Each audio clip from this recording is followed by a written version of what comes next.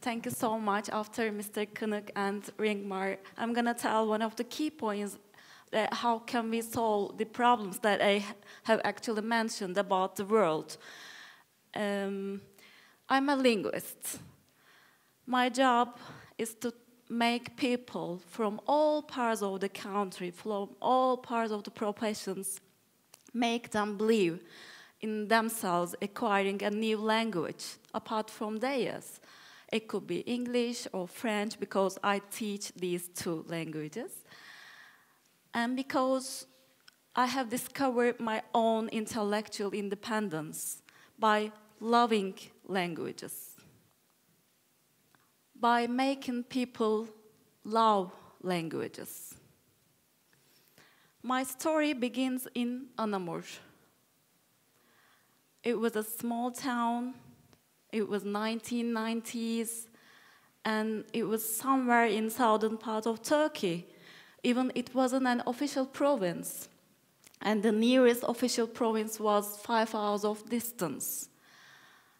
We were living in a metropolitan city with my family when I was 13, and my little sister was only 3. One summer, they always sent me to have a holiday with my grandma. My mom and dad called me and suddenly said that, Seda, we're gonna move to another town.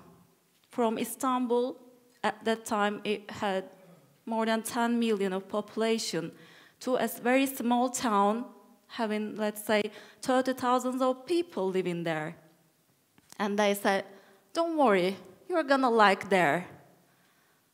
I got shocked because I was 13 and my mom and dad were really working until late hours, and they didn't even know that what I was doing in my room, because at that time I felt the opportunities of a big city. I needed some kinds of better education in Istanbul, because in my room until late hours, because I was a very lonely kid until my sister was born, I was making scientific experiments.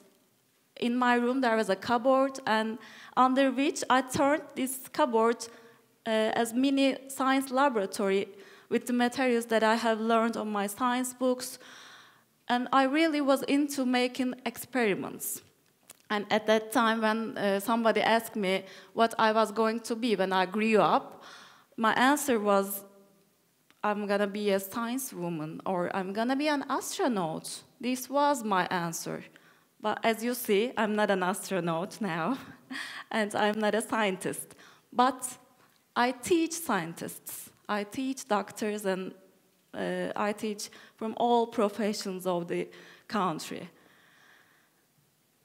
That town, at that time, and I'm sure now, was full of really new things to discover throughout my life. Because I'm here to tell you why I have done this on my life, how I have become the only language charity organization's founder worldwide, and what I have learned. The first thing that I have learned there, not to complain. And as a teacher now, I hate complaining, and I never listen any complaints by anybody. The first thing that I teach this to my students, let's say that you hate clowns. So if you hate clowns, why do you go and why do you keep on going circus? Let's forget about complaints. I worked really like a hell for 15 years, more than 76,000 of hours by my private tutoring, more than 7,000 of students, 80 or sometimes really 100 hours per week. This creates the odds of success, not my genetics, not my past, not where I was born, not where I grew up. This creates the odds of success. Do you consider a horse as unsuccessful if it cannot sing? Of course not. But if it cannot run, yeah, then that horse becomes unsuccessful. Or do you consider a dog as unsuccessful because it cannot fly? Of course not. But if it cannot smell, it becomes then unsuccessful. Or as a person, do you consider yourself unsuccessful when you make some mistakes? When you face with some failures? When you face with some really big differences than you get used to? Of course not. Because the real accomplishment is what you have survived after all your mistakes, after all your difficulties. Then how? How can we survive? We should survive, then we're going to help the social issues that Mr. Kınık and Ringmar has mentioned. At first, we should survive in our inner world. In Anamur, for more than 5 years, I have discovered, by seeing so many different things and by meeting so many different people, I have discovered this. The width of my life is really much more significant than the length of my life. When I first moved there, I didn't even understand the local people's Turkish. Many things were so new to me, but even the Turkish they were talking was so weird to me. For example, instead of saying hello, which means, merhaba in Turkish, they were greeting and calling each other, hoin! And I was looking what they were saying. Or instead of saying, hi, what's going on? Or how is it going on? In Turkish, we say, nasılsın, ne yapıyorsun? They were just saying, ne yapan? I didn't even understand what they were talking about in Turkish, and it took a few months to understand. But these kinds of differences, different eating habits, different working style, because there were no cinemas, no bookshops, no leisure centers. There were just strawberry and banana greenhouses and the sea. And there, I have learned this. The width of your life is really much more significant than the length of your life. The more I have worked and the more I have faced with difficulties, all these have created my odds of success. And I have really faced with many opportunities too. How?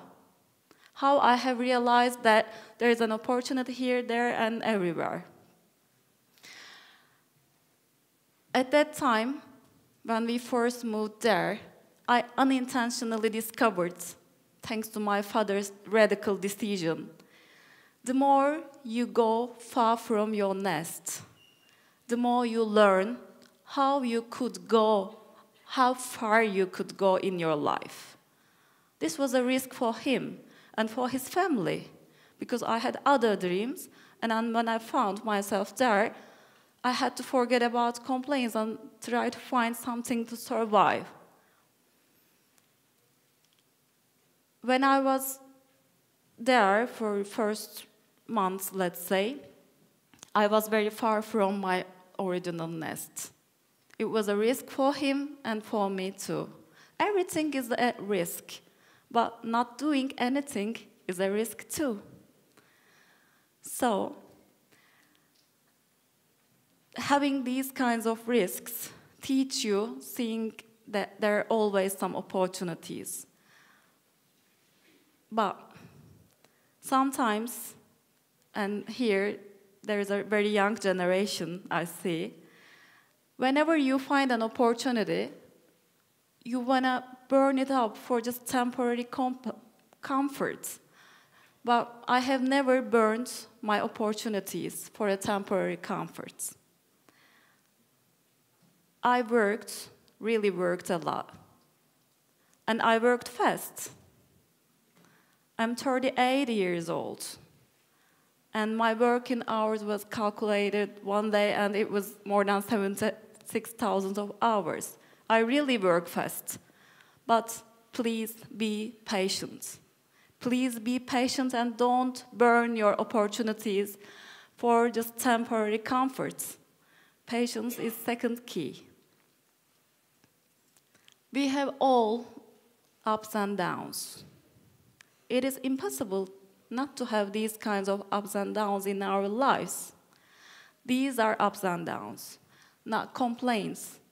And if you have not these ups and downs, what does it mean?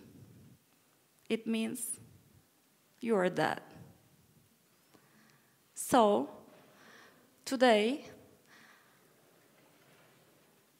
when I was a kid having so different dreams that I turned into my life into a very different way, another third significant thing I want to share with you. There, I learned how to help people. Because your greatness is not what you have. Why do you work? Why do you study? To have a better job, and then why? To earn more money?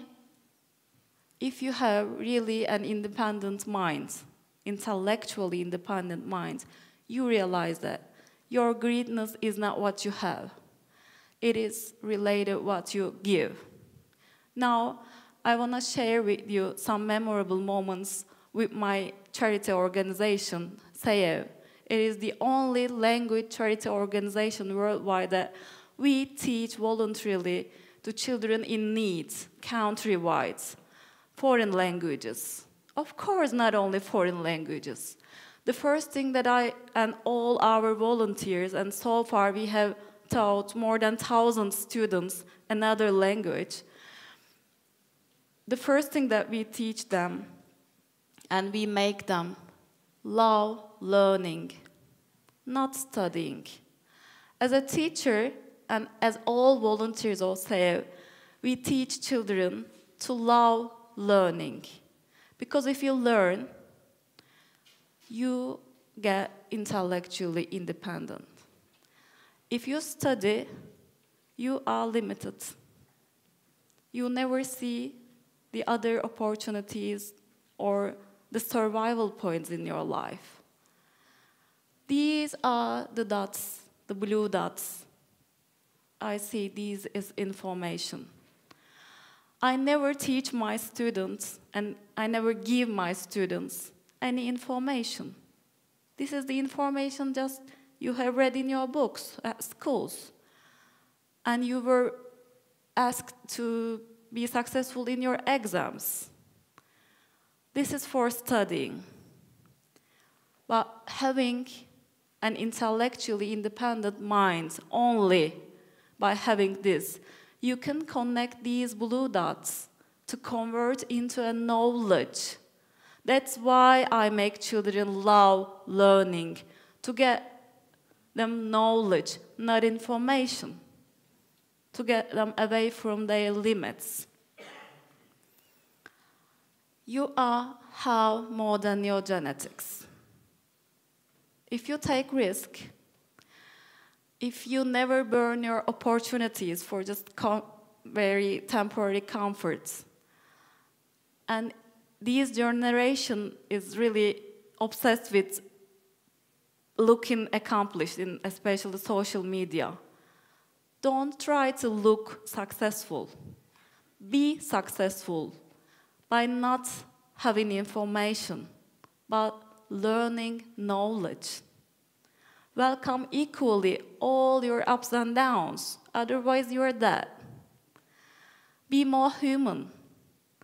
We should work for some purpose much more significant than money, much more significant than materialistic things. Because if you want to have really an intellectually independent mind, you'll understand that wealth is not important. Much knowledge and to need less materialistic things. This is the key. And you should love learning, not studying.